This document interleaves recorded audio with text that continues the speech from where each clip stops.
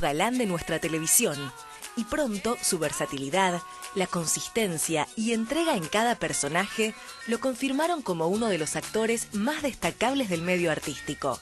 Ganó 3 premios Martín Fierro a Mejor Actor, participó de tiras como Inconquistable Corazón, Los Buscas de Siempre y en las míticas Resistiré, Montecristo y El Elegido, que llevaron las telenovelas hacia temas e historias impensadas para el género. En el cine, Echarri se destacó en Solo Gente, Plata Quemada, El Método y Crónica de una fuga, entre otras. Le puso voz a Boogie en Boogie el Aceitoso y trabajó en las obras de teatro Puck Sueño de Verano, The Pillowman y El Hijo de P del Sombrero. Actualmente, también tiene un rol en la defensa de la propiedad intelectual de los actores, como miembro de la Sociedad Argentina de Gestión de Actores e Intérpretes. Señoras y señores, con nosotros, Pablo Echarri. ¿Cómo estás? ¿Qué tal? ¿Qué tal? ¿Bien? Muy bien, Jorge. Gracias por la invitación. Yo no sé qué pasa cuando vienen actores con tu pinta, se nutre más, por lo menos de más presencia femenina. Bueno, qué honor, qué honor. Más que cuando viene, por ejemplo, un filósofo. Bueno, es lógico, ¿no? Sí, tiene cierta lógica la cuestión. Pero, bueno, más o menos conoces el secreto de este programa, sí, que es una conversación entre amigos, entre quienes compartimos este espacio amplio de la cultura, ¿no? De la cultura, no digo argentina, la cultura en general. Han venido algunos invitados que no nacieron en esta querida Argentina. Y siempre nos gusta ir al comienzo, que si no me equivoco fue en Villa Domínico. Sí, ahí empezó todo, en Villa Domínico, ahí cerca del cementerio Domínico. Bueno, ya mis viejos, mi viejo vivía por la zona, mis abuelos inmigrantes españoles habían llegado, mi abuelo escapándose de la guerra. ¿Vascos? Sí, de Navarra, de la provincia de Navarra, el apellido es vasco. Es vasco, claro. Y ellos están un poquitito alejados, pero sí, esa sangre, digamos que esa característica fluye dentro de mis venas. Eso lo fui descubriendo ya después con el tiempo. Llegaron a Villa Domínico y empezaron a trabajar en la Textil Oeste, en una fábrica textil que de alguna manera fue la impulsora del barrio, ¿no? de toda la localidad. Y bueno, de a poco pudieron construir su pequeña casa. Primero vivían en la calle Pierres y después se fueron a la calle Pico, que es donde terminamos viviendo, donde se terminó constituyendo la familia, ¿no? el grueso de la familia. Y empezó todo, realmente empezó todo ahí, porque creo que de alguna manera ese barrio fue el que me forjó y el que de alguna manera generó esta personalidad que después, con el tiempo, cruzó el charco, fue para el lado de las luces del centro y de alguna forma me permitió transitar el sinuoso camino digamos, de la adultez, ¿no? Vos sabés que no me gusta, digamos, hacer referencias personales, pero en mi película Mirta de Liniers a Estambul, le hago decir a Mirta que el viaje más largo de ella no fue de Buenos Aires a Estocolmo, sino que fue de Liniers al centro. Y que sí, ¿no? Al menos el más revelador de todos. Yo creo que es el que más impacta en la vida de uno. Porque, bueno, a mí me impactó la primera vez cruzar la avenida Mitre, por ejemplo, ¿no? La primera vez que me animé, por supuesto sin el conocimiento de mis viejos, a cruzar semejante avenida con bulevares en el medio, llamada como muy peligrosa, ¿no? De alguna forma era ese límite que se trazaba en la infancia. El cruzarlo había provocado en mí un impacto muy fuerte, que después lo provocó, por supuesto, cruzar el Riachuelo, y que después fue subirme a un avión y tener la posibilidad de salir de mi país. Pero creo que son momentos en la vida de uno que se transforman como en mojones, ¿no? En puntos de partida, me parece, más que de llegada. ¿Qué hacía tu viejo? ¿De qué trabajaba? Digo tu viejo porque en general la característica de la vida de barrio es trabaja el viejo, la mujer trabaja en la casa, Sí, pero a veces fue. también trabaja... Así fue. Mi vieja tuvo la suerte de poder dedicarse a ser ama de casa y de criarnos a mi hermana y a mí con exclusividad. Mi viejo era diariero.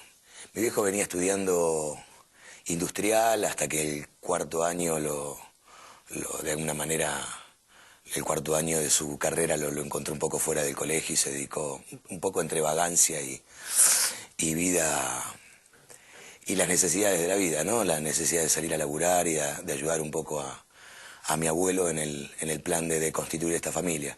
Y mi vieja ama de casa y con todo lo que eso representaba, ¿no? Una mujer presente en todos los momentos, hasta los más insignificantes, ¿no? Pero sobre todo los más importantes. Jugabas a la pelota en la calle, Claro. todas las cosas, todos los rituales de... Sí, con muchísima más tranquilidad y con más posibilidad de lo que se debe estar jugando hoy en el mismo barrio, ¿no? Jugar en la calle... Bueno, ahí teníamos muchos clubes, había unos cuantos baldíos y había muchos clubes donde ya nosotros nos dedicábamos más a ir o a uno al Club Deportivo del Sur o al Cultural que estaba justo a la vuelta. Pero sí, una vida hacia afuera, ¿no? Una vida hacia... La calle constituía el espacio, el verdadero espacio para nosotros de juego. Se podía, realmente el estar en la calle libremente era una de las posibilidades que teníamos. Después eso cambió bastante, ¿no? Cambió bastante, bueno, mi vida cambió mucho, no solamente Recuerdo el barrio. en la cuadra de mi barrio de Flores uno contaba los autos con una mano. Claro. Hoy no podés estacionar. Eso sucede ya en todos Y los decíamos, barrios, ¿no? ahí viene un auto, y dejábamos de jugar a la pelota, y pasaba el auto y... Y eran muy pocos, era lo que te permitía poder jugar en la calle, ¿no? Si no, sería realmente un incordio. Pero el que había tan poco tráfico, hacía que uno utilizara las calles como improvisadas canchas de fútbol. Bueno, el Riachuelo lo cruzaste, pero lo cruzaste... Me interesa mucho más saber en qué momento empezaste a cruzar ese otro puente que es el que te llevó a ser quien sos, ¿no? ¿Cómo te relacionaste? Obviamente me imagino cine o televisión. ¿La televisión más que el cine? Yo creo, a esta altura ya tengo la certeza de que este oficio a mí me atravesó, me encontró, fue a buscarme. No hubo una infancia de cinéfila o de tener grandes deseos de ocupar un espacio, sobre todo en la televisión, ¿no? Que es donde yo di mis primeros pasos. No, yo gozaba de cierta... como de cierta... impunidad, digo, cuando encontré este oficio yo no sé si deseaba actuar hasta ese momento. ¿Cómo lo encontraste? ¿Por qué decís encontraste? Porque evidentemente lo que encontré, lo que me encontró a mí fue la necesidad de expresión. Yo estudié en un industrial, hice 2 años más de lo que debería haber hecho, porque de hecho no lo terminé, seguí los pasos de mi viejo en ese sentido. Y en un momento me puse a laburar y a vender ropa, creyendo que ese era mi futuro, que mi futuro tenía que ver con constituirme en un comerciante, ¿no? O sea, en realidad lo que había alrededor de mi barrio se trataba más que con un oficio y con una salida laboral que la búsqueda de una profesión, ¿no? Yo trabajaba en un local de ropa con mi amigo Marcos y en un momento determinado yo empecé a manifestar un deseo de ver qué era lo que tenía que ver con el estudiar teatro, ¿no? O sea, yo había querido cantar hacía un tiempo, pero de una forma muy... obviamente poco profesional, ¿no? O sea, más la intención creo yo, de ser popular con las mujeres que eso motiva a todos, sí, a los filósofos también. A mí me motivó. Sí, es un gran motivador, es un gran motor hacia adelante. Y después me di cuenta de que no venía por ese lado y decidí probar con estudiar teatro. Fui a la escuela de Lito Cruz por primera vez y fue definitivo eso. Me encontré con un espacio de trabajo, de experimentación que nada había tenido que ver con las experiencias anteriores. O sea, yo tenía 19 años, 20 años y me había encontrado los 20 años de mi vida con algo que verdaderamente era significativo. Era significativo porque sentía que era un espacio de juego al que no podía dejar de ir y con el que no podía dejar de experimentar y de profundizar, ¿no? Y creo que los primeros trabajos vinieron un poco consecuencia del sentir muy profundamente que esa forma de expresión era algo que no iba a ser en vano en mi vida. Y empecé a sentir dentro de sobre mi estómago y bajo mi corazón como una sensación muy particular de estar haciendo lo correcto, o sea, de estar haciendo algo que no constituía un trabajo, ¿no? Tenía que ver con algo más, con estar desarrollando una verdadera vocación que hasta ese momento había estado oculta. No tan oculta porque, digo, creo que en un momento, cuando terminé la primaria y empecé la secundaria, me olvidé de que yo los primeros años que transité en la escuela había sido un actor vocacional muy solicitado. De hecho, no solamente por mi curso, sino también por los otros cursos. Cuando había un acto que representaba alguna fecha patria o demás, después, luego, con el tiempo, recordaba que yo era solicitado. Entonces, ahí se empezó a manifestar una vocación que, cuando vio la posibilidad concreta del trabajo, me agarré con uñas y dientes. Es como que hice pocos castings, pocas pruebas, y en la tercera prueba encontré un trabajo, y a partir de ese trabajo siempre encontré la posibilidad de ir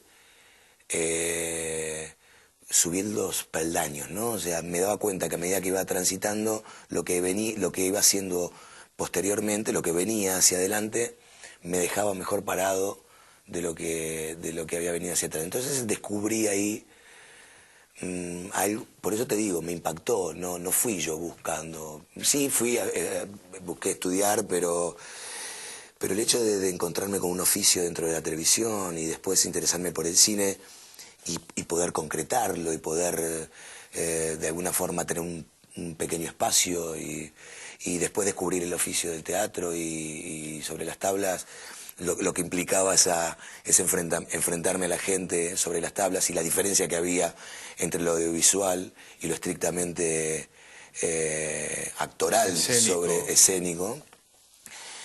Me di cuenta que, bueno, que a diferencia de otra gente que de muy pequeña sabe cuál es su vocación, yo la había encontrado a los 20 años. ¿Sabes qué? Yo estaba pensando, ¿no?, que estás describiendo algo que solemos sintetizar en una palabra, destino. Y yo me identifico mucho con lo que contás, porque creo que quienes nacemos en Villadomínico, en Barracas, en Flores al Sur, hay horizontes que no podemos divisar cuando somos muy chicos. Claro. Y que de pronto, por eso lo que estás describiendo es que te encontraste con algo que no podías divisar desde el horizonte en el cual naciste. No. Y eso te diferencia por ahí de otros que pueden divisarlo o imaginarlo. Pero creo que da una fuerza tremenda eso, porque cuando lo descubrís decís, no, esto no se me puede escapar. ¿No? Sí. Porque también hay una sensación de no poder lograrlo, ¿no? Miedo a no poder lograrlo. Miedo, límites. Creo que el lugar donde nacemos, de alguna manera, constituye un límite, una estructura a la que hay que romper necesariamente para poder encontrar ese destino. Como vos bien decís, cuando uno puede soñar con ese destino, o al menos al lado de uno tiene alguien que lo guía o un ejemplo a quien tomar, es más fácil ver ese destino. Cuando, en mi caso, digamos que mi relación artística tenía que ver con mi viejo, que mi viejo había sido presentador de orquesta de tango. Fue presentador de la orquesta de Aníbal Noceto, de Ricardo Tanturi, y esa fue su relación con digamos, con el mundo artístico, ¿no? O sea, si bien había histrionismo y había una puesta en escena en lo que él hacía, inclusive pocas veces me había hablado específicamente del tema, digo, yo lo sabía que se había dedicado su juventud a eso, pero no había una guía de parte de él con respecto a esto que yo iba a encontrar posteriormente.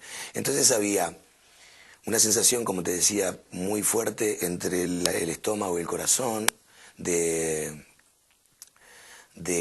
darme cuenta que debía ser por ahí, pero también mucha duda de poder lograrlo. Y esas certezas y esa fuerza la fui consiguiendo con el tiempo, con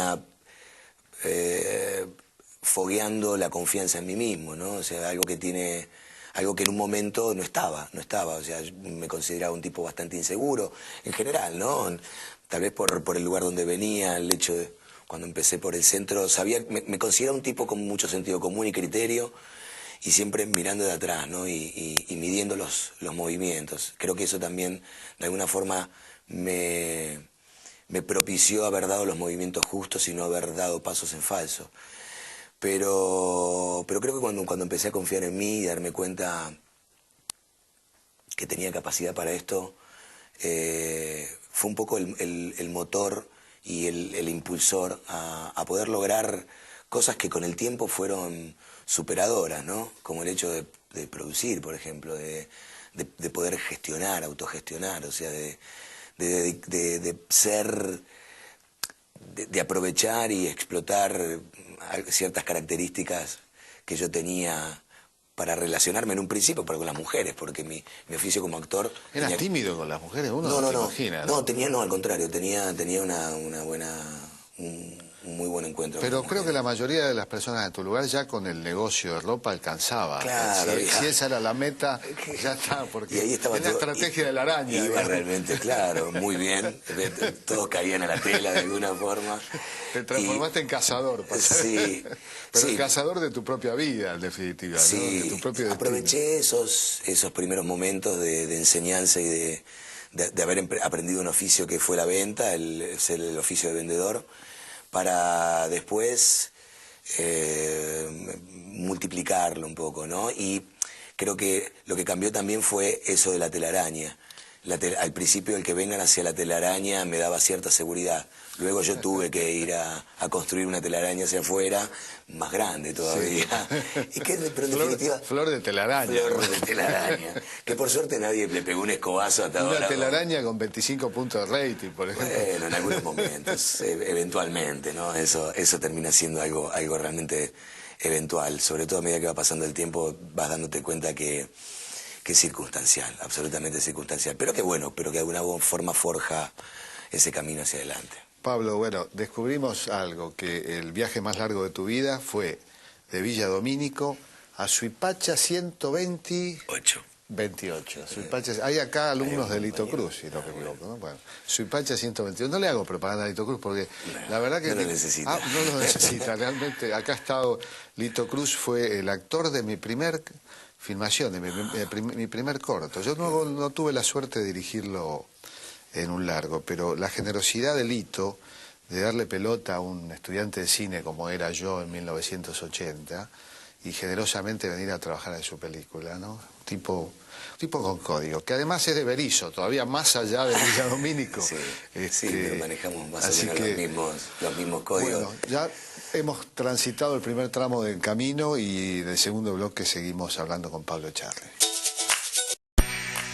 ¿Y cuáles fueron tus primeros pasos? Así supongo que el camino de una... Porque lo primero que me imagino que uno se pregunta cuando estudia actuación es dónde viene la oportunidad, esa ansiedad de cómo voy a poder demostrar, que ahí está el riesgo también, ¿no? De querer demostrar todo junto. ¿Qué hacías? ¿Pruebas de casting? ¿Cómo empezaste a caminar? Como te decía antes, hice muy pocas, porque el destino me encontró muy rápido. Pero se trataba un poco de eso, ¿no? Se trataba de ver cómo uno conseguía...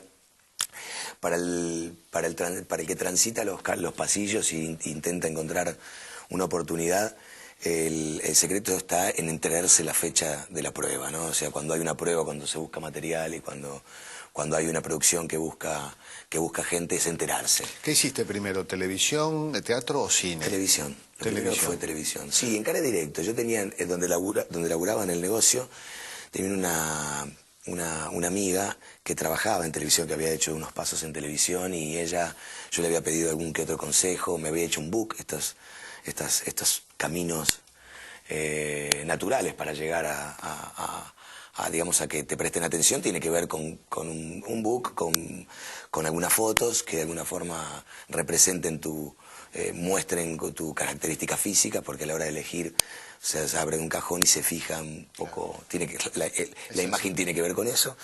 Y después un currículum absolutamente mentiroso que todos nosotros hacemos, tratamos de armar una Primera hoja. lección. Claro. O sea que nos acompañan, de paso te cuento. Te decía que nos acompañan del estudio de teatro Lito Cruz, también del espacio abierto de Roxana Random, de la UAD, de la carrera de Ciencias de la Comunicación, de la ONG Vientos Limpios del Sur de Barracas, Taller de Periodismo Mundo Villa, de T Imagen, Instituto Superior Nuestra Señora de la Paz, carrera de Comunicación Social, Estudio de Teatro de María Julia Moreno y de la Federación Argentina de Colectividades. Bueno, esto te lo digo porque ya han aprendido que lo primero, los que estudian teatro ya saben. Condición sine qua non, una buena foto Porque o dos. esto es lo curioso, ¿no? Que cuando te piden antecedentes para un primer trabajo es medio ridículo. Porque uno debería decir, bueno, miren, es como cuando te piden un crédito y te preguntan cuánto tenés. Mire, si uno pide ese dinero porque carece de él. Claro. Pero, y te bueno, piden una contabilidad, pero vos decís, no, yo quiero un crédito para poder tener una contabilidad. Claro. Ahí amerita... Es tan ridícula la propuesta que amerita la mentira, ¿no? O sea, que abre la puerta directa a la mentira. Tal cual. Y la transforma en una mentira absolutamente piadosa. Es piadosa con el mismo. Exacto. Tal cual. Y que de hecho el que está esperándolo de alguna forma está esperando ser engañado. Bueno, pero estás en una etapa de tu vida en que tenés que achicar el currículo, pues si pones todo aburrís. Y empieza a suceder eso. Los años provocan eso, ¿no? ¿Cuáles fueron tus primeras? ¿En qué tira actuaste? ¿En qué serie? Hice una primer tira que se llamó Solo para Parejas. Yo hice un casting para el programa Amigos son los amigos. Victoria Honesto trabajaba. Claro, yo debuté en televisión con Victoria, hacíamos de pareja. Solo para Parejas es la historia de 8 chicos, de 4 parejas que vivían en 4 departamentos diferentes. Y con Victoria éramos amigos y vivíamos en la misma casa. Y después había otros chicos ahí.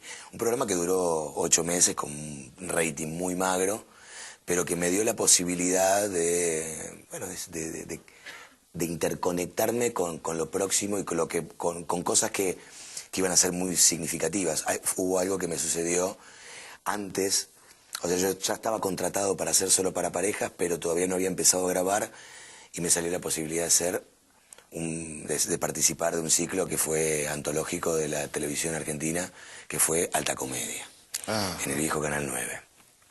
Que creo que fue eso lo que de alguna forma me dio la posibilidad de, sobre todo, de hacer uno de los capítulos, de compartir primera vez un protagónico con mi amiga Graciela Borges. Amiga en común, bueno, gran amiga. A quien amo profundamente. Y creo que eso fue como... me estigmatizó para bien, ¿no? En el buen sentido. Qué buena actriz que es, ¿no? Porque hay composiciones de ella, como la del Dependiente, por ejemplo, que es sorprendente. Grandiosa, grandiosa, y por supuesto un ícono de nuestra cinematografía, y un ser humano excepcional. Que uno después, cuando va transitando este camino, te vas dando cuenta que el talento como artista queda realmente muy pequeño cuando uno encuentra a un ser humano que verdaderamente vale la pena. ¿Cuánto es más importante encontrar un buen compañero que un buen actor en el camino?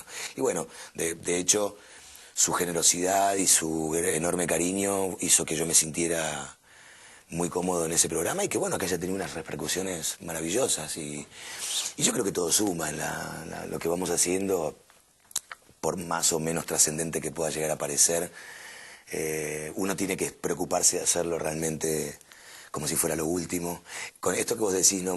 Que es muy interesante, tratando de poner el sentido común por delante y no hacer todo en esa oportunidad, ¿no? Porque si no, uno corre el riesgo de cargar demasiado las tintas en el papel. Hay un momento que vos sorteaste un riesgo, me parece, que ha habido muchos actores muy exitosos en TV que quedaron, la palabra por ahí es dura, pero condenados o congelados a solo hacer TV en un medio que suele tener algunos prejuicios y que solía más antes que ahora dividir entre lo que es un espacio serio y un espacio artístico creativo, ¿no? Y hay actores que sí, que han hecho, uno los ve que han triunfado y han tenido grandes éxitos televisivos, pero que luego no han hecho teatro, que no han hecho cine. ¿En qué momento fue que pudiste empezar a hacer cine? ¿Te ayudó la TV a abrir ese camino? Sí. Porque a algunos se lo cierra ese camino. Claro. Sí, la televisión fue lo primero y eso fue la gran carta de presentación, digamos, de alguna forma, si eso hiciera falta, el hecho de tener una pantalla donde uno pueda llegar a decir que existe, ¿no? A decir, bueno, acá estoy, es importante, sobre todo en el audiovisual, ¿no? Después se verá yo decía, después veré de qué forma puedo llegar a entrar en algo que me interesaba sobremanera, que tenía que ver con el cine. Yo todo lo reduzco a un enorme sentimiento, como te decía, entre el estómago y el corazón. En la boca del estómago es cuando uno siente el deseo profundo de lograr, de que algo suceda, y cuando lo sentís de una forma muy particular en esa zona y tenés como cierta certeza y de alguna forma podés visualizarlo también, termina sucediendo. Yo cuando empecé a actuar en televisión, inmediatamente deseaba profundamente hacer mis primeros papeles en cine, profundamente. Lo deseaba de una manera muy alocada, febril, y en un día llegó, o sea, llegó una propuesta. Mi primer trabajo cinematográfico fue una película que se llamó El Desvío, donde conocí a mi esposa, con Nancy, de Horacio Maldonado. Y como te decía antes, cada trabajo había sido como esa cuestión que me fue acercando a lo próximo también. Y fue una película que tuvo cierta repercusión, una película independiente que le hicimos en cooperativa, que nosotros cobramos dinero luego a referéndum de las entradas, cosa que no existe hoy digamos, en lo que es la producción argentina, que son muy pocas. Y eso me dio paso a otra película. La segunda que filmé se llamó Solo Gente, que hice con Roberto Mayocco, y fue donde representaba a un médico residente, película que me trajo enormes satisfacciones, porque si bien la vio muy poca gente, porque era un material duro, durísimo. Nunca la ve poca gente una película argentina, porque se terminan viendo en televisión. Sí, va. Y una película argentina siempre va a la televisión y después son 2 millones de personas que la vieron. Mencionaste las dos, en ambos casos las vi en televisión. Sí, es verdad. Bueno, tenemos Roberto la suerte que la Mayocco es televisión... un director que es médico, además. Es médico anestesiólogo. Exactamente. Sí.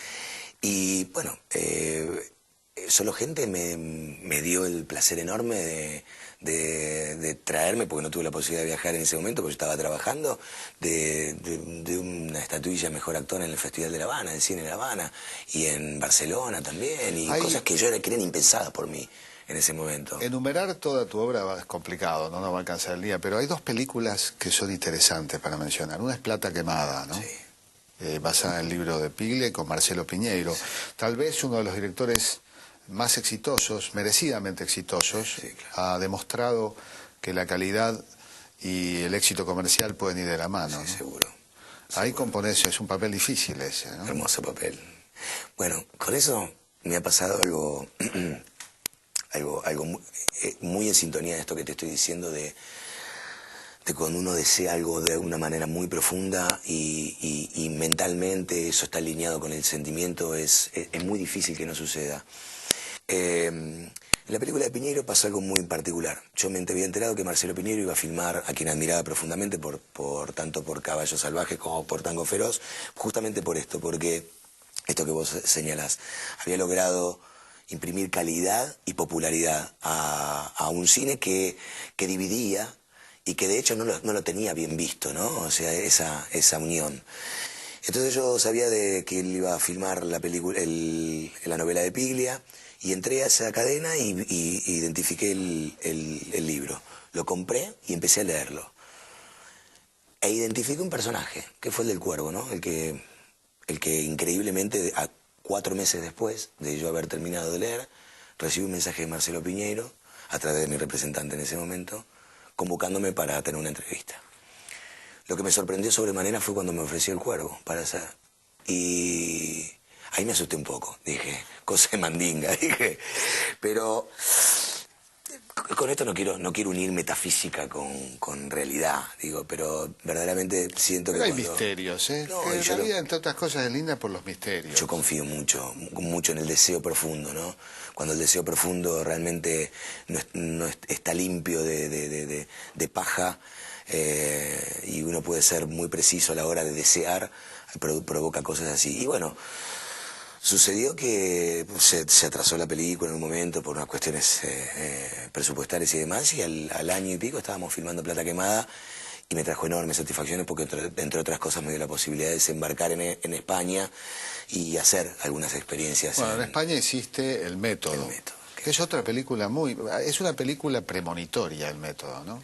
Yo creo que sí, que se adelantó un poco a cierta ferocidad ferocidad del mundo capitalista que quedó expuesta un tiempito después, ¿no? O sea, Cuando uno ve El Método, bueno, tu personaje es un argentino. es un argentino. Y el personaje, no recuerdo el nombre de tu personaje, pero es un argentino Ricardo con todo, Arcés. que responde al arquetipo. Yo me acuerdo mucho de haber estado en España en esa época. Responde al arquetipo de una persona que viene de un país en crisis, combativo, con espíritu gremialista. Hoy, digamos, casi diría que se puede invertir la tortilla, como dice la canción española, que la tortilla se vuelva, no sigo la letra porque no nos alegra lo que pasa en España.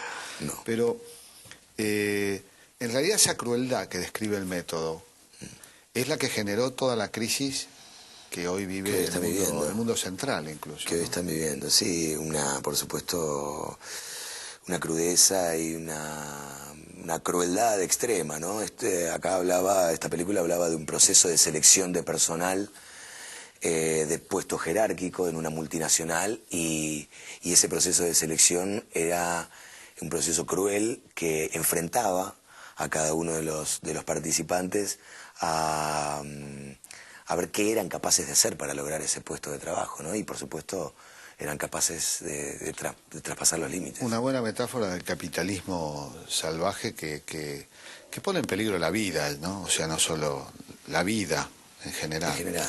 Otra película muy buena y compleja, sobre todo por el personaje que te tocó hacer, es Crónica de una fuga, basada en el libro de Tamburini, que es, además de autor del libro, uno de los personajes reales de esa historia terrible, ¿no? Que si querés, bueno, contarme un poco. Historia terrible, sí. Fueron pocos se dice que los únicos que han podido escapar de un centro clandestino de detención en aquella época, precisamente de la Mansión Seré, fueron un grupo de chicos que decidieron en un momento aprovechar cierta desinteligencia y algún tipo y estar ciertamente desprevenidos y escaparse, salir a la calle y lograr la libertad. Acá este personaje que me tocó encarnar de alguna forma me dio la posibilidad de un giro en los papeles que venía eligiendo hasta ese momento, y por ende la percepción del público, o el público que podía llegar a ver, comenzó a ver otra cosa que yo de alguna manera buscaba muy profundamente, que tenía que ver con la desmistificación de ese galán, que por supuesto me había traído muchas satisfacciones, pero al que necesitaba sacudir para no morir preso de su propia estructura, ¿no? Y bueno, encarnar al jefe de la Patota, a Hugo, a militar, digamos, dentro de la Patota. Había civiles, había policías y había militares, y Hugo era uno de los que verdaderamente creían en esa guerra desatada, entre comillas, y por supuesto hacía su trabajo con una absoluta convicción de estar haciendo lo correcto. Esa posibilidad de no juzgarlo y de inclusive de actuarlo como un villano, ¿no? Yo me acuerdo que las charlas con Caetano eran, digamos, la facilidad de trabajar con Caetano radica en la no profundización de las charlas. O sea, acá, cuando él te llama, sabe que vos precisamente puedes hacer eso. Y cuando la charla con Caetano era, ¿y yo cómo puedo encarnar a este personaje? ¿De dónde? Es un villano. ¿Cuántos viste en toda tu vida? Uy, ¿cuántos habré visto? De hecho, he disfrutado de tantos. Y bueno, y como la película, si bien un hecho real un hecho real que había impactado en nosotros, él había logrado meterla dentro del género y no había más que hacer que interpretar ese villano que para mí es inolvidable, ¿no? Adrián Caetano, director de Mansión Seré, Marcelo Piñeiro, bueno, has trabajado con... Ahora en el próximo bloque vamos a hablar un poquito de esta diferencia que hay entre actuar en televisión, actuar en cine, actuar en teatro. Bueno, creo que nos podés ayudar a ver la diferencia. En televisión hiciste Resistiré, Montecristo, El Elegido, que fueron revolucionarias, porque rompieron un poco con el costumbrismo, con la saga de historias cotidianas, familiares. Sí. ¿Cómo fueron? ¿Cómo fue la experiencia? Resistiré, bueno, rompe con todos los códigos y reglas. Fue lo más rupturista de todo, sí. Me parece, que a la hora de la escritura, sobre todo, ¿no? Sobre todo también porque de mano de quién venía de mano de Gustavo Velati y Mario Segade, que hasta ese momento habían escrito unitarios muy exitosos y reconocidos como Vulnerables, como Verdad Consecuencia. Habían tenido una gran repercusión y se lanzaban a hacer su primera tira, y por supuesto, como exquisitos que son a la hora de escribir, no querían caer en absolutamente ningún tipo de lugar común y construyeron una historia verdaderamente diferente para lo que era lo esperable en el género. Pero fue un poco el puntapié. Si bien fueron proyectos diferentes, Montecristo fue algo muy diferente, primero porque se basó en una estructura dramática antiquísima, que fue El Conde de Montecristo, ¿no? Que de alguna manera fue la antecesora a la telenovela, ¿no? Dumas lo escribía como folletín y lo lanzaba en capítulos, ¿no? De alguna manera, como la gente hoy puede llegar a estar viendo una telenovela o un programa semanal. Yo creo que ahí lo acertado fue la adaptación, el cómo traerlo, ¿no? de ese folletín y de esa obra cumbre de la literatura mundial, bajarla a un género tan popular, y sobre todo con el tema de la apropiación de bebés, ¿no? y remitiéndose a los años de plomo de la Argentina. Y El Elegido pateó con todo, pateó con todo en general, en particular porque se construyó de atrás hacia adelante. Yo en ese momento tenía deseo de construir un héroe que transitaba de la oscuridad hacia la luz. Un tipo que había nacido en un barrio, que se había olvidado de su familia, que había decidido dejarla, que había sido influenciado por su esposa aristocrática, y de alguna manera no quería reconocer ni recordar sus años de infancia, y que a medida que iba transitando iba a descubrir que iba a tener que volver a sus orígenes, y que toda esa ambición y esa soberbia lo iba a hacer morder el polvo, ¿no? Algo que era sacrilegio para el género, porque realmente cuando uno cuenta género tiene que instalarse en estructuras ya preestablecidas, ¿no? Sobre todo para bajarle al espectador una información clara. El espectador ve una novela determinada cuando sabe más o menos de qué trata, cuáles son las líneas estructurales que llevan al relato. Y El Elegido rompía con eso. El Elegido presentaba a un héroe que en realidad era un guanaco. Entonces fue el camino inverso. Pero sí, fueron tres realidades en mi camino que fueron definitivas, que hoy por hoy no me dejan elegir de una forma tan liviana, ¿no? Hoy por hoy siento la necesidad de volver al género, porque es un género que me siento cómodo y sé hacerlo, pero siempre tengo esa necesidad de otorgarle algo más al público, ¿no? O que el conflicto, que haya un conflicto social, o que haya una presentación de contenido un poco más compleja.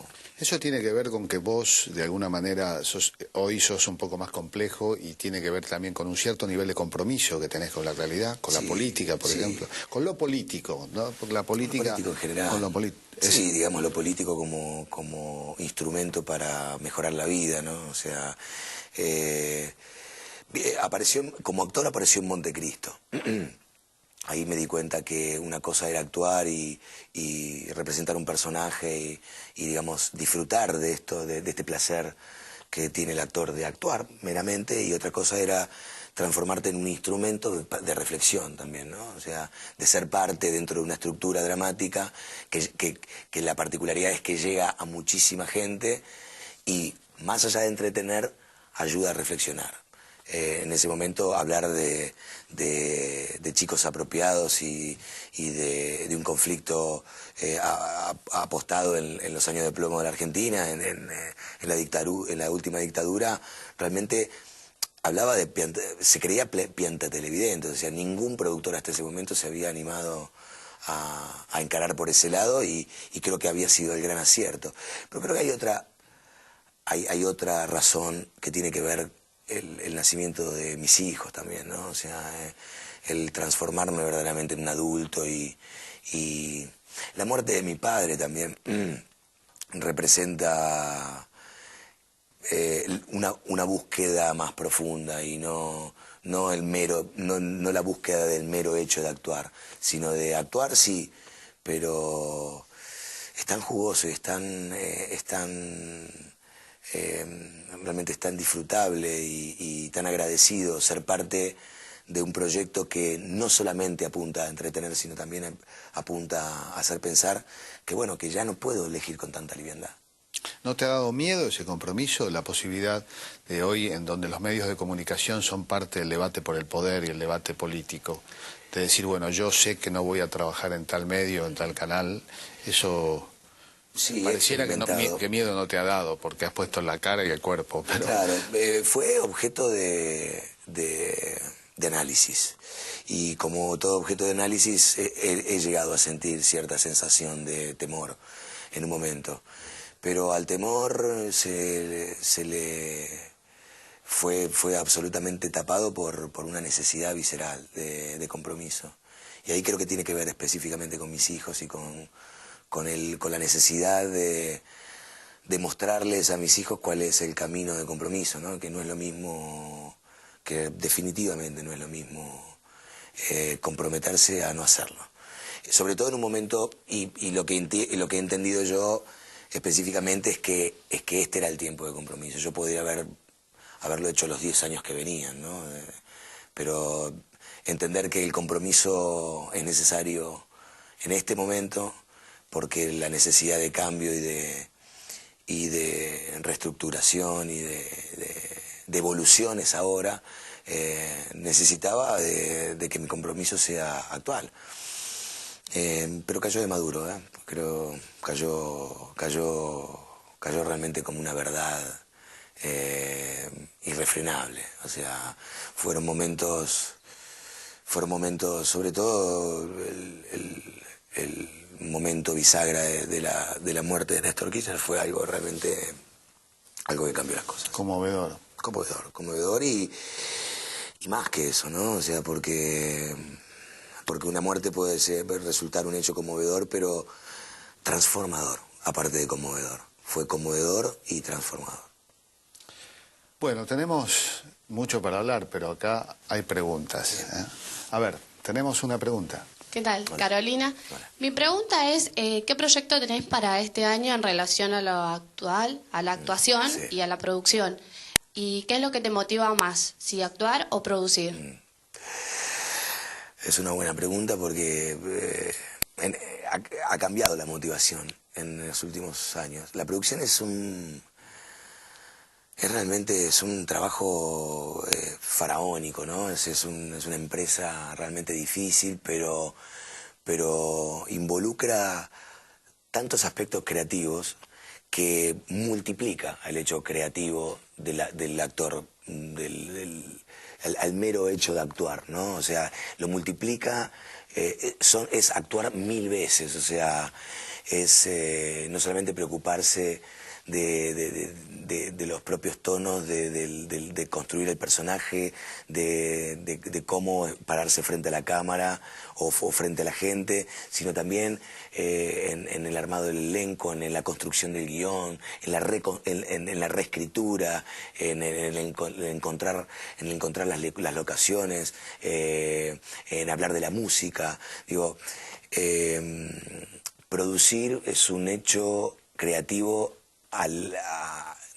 potenciado al lado de lo que es el hecho de actuar. Cuando producís y actuás, imagínate, se transforma casi en un todo peligroso. Digo, yo siempre fui en busca de todo. O sea, me doy cuenta que tengo dentro mío tengo un estampado como un motor que me va a buscar todo, ¿no?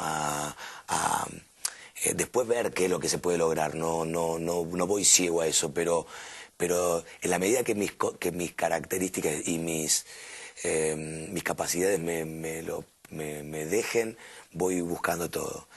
Y hoy tengo, mira, lo próximo que tengo, te voy a contar eso, tengo un proyecto, estaría produciendo mi primer película con un guionista y director con quien ya he filmado, llamó una película Cuestión de Principios, un director rosarino, Rodrigo Grande, y ahí estaría en cada cargo del protagónico, y también sería la primera experiencia en coproducción, ¿no? O sea, estaríamos agarrando una línea.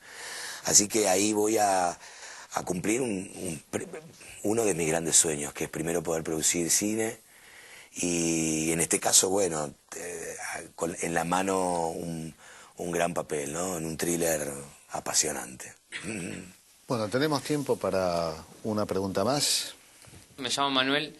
Y mi pregunta es, ¿qué relación hay en el kirchnerismo con la actuación? Es una buena pregunta. Yo tengo una foto. ¿Tenés una foto? Que refleja eso, ¿no? Es una foto donde estamos junto con la actual presidenta, que fue, creo, el día que se firmó el tema de SAGAI, la Sociedad de Autores. Creo que ahí está, ¿no? Contá un poquito sí, qué es eso. Es una buena manera de graficarlo. Creo que los artistas, creo que hay algo innegable. Creo que después de tantos años de ver pasar distintos gobiernos y ver cómo sistemáticamente esos gobiernos de alguna u otra manera han dado la espalda a la actividad artística de una u otra manera, y han estado mucho más cerca de las estructuras económicas más grandes, ¿no? El artista está ligado a estructuras corporativas grandes, en este caso pueden llegar a ser los canales de televisión, y los sucesivos gobiernos siempre estuvieron más cerca de ese poder que de el poder del artista, que es un poder grande porque es un poder grande de llegada muy directa al público, pero por supuesto con una capacidad de lobby infinitamente menor.